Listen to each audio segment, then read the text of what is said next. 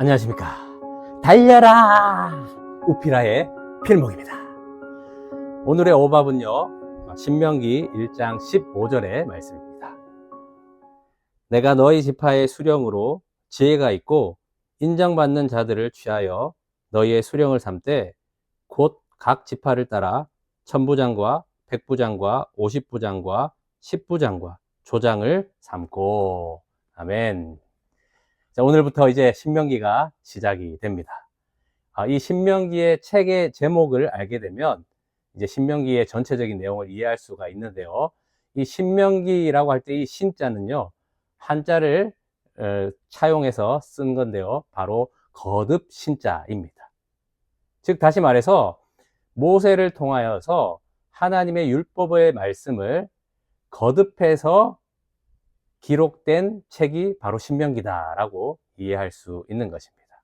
왜 거듭해서 하나님의 율법의 말씀을 전할까요? 지금 이제 모압 평지 앞에 있는 이스라엘 자손들은요, 출애굽 2세대들입니다.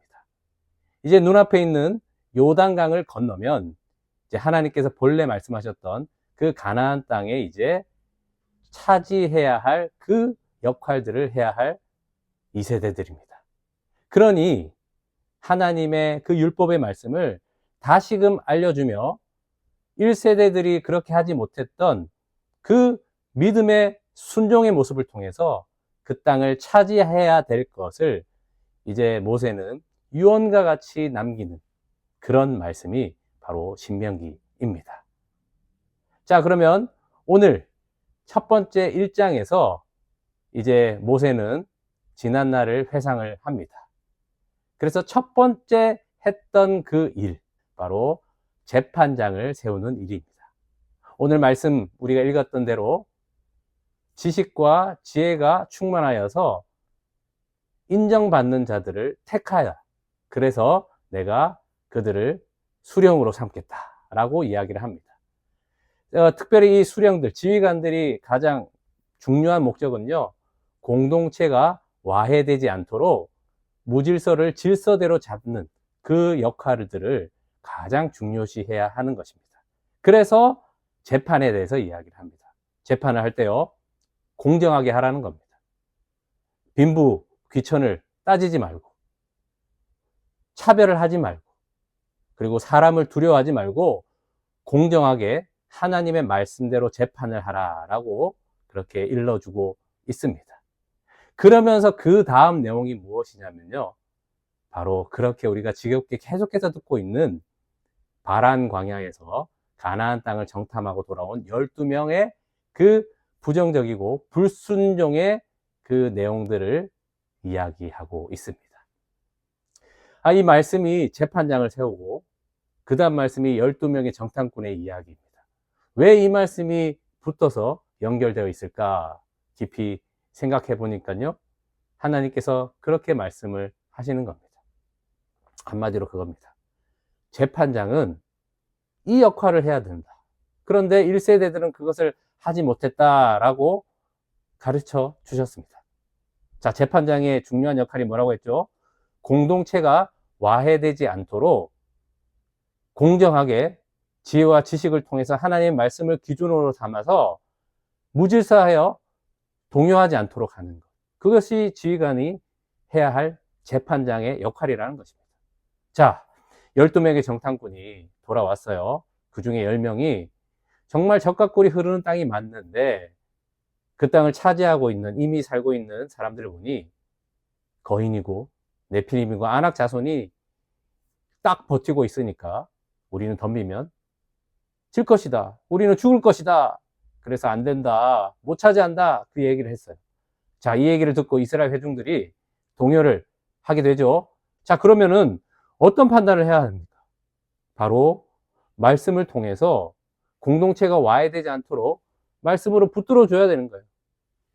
튀어나가는 사람들을 다시 꾸집어서 끊어진 것을 메꾸고 금간 것을 메꾸는 그런 역할을 하는 것이 바로 지휘관 재판장의 역할 아닙니까?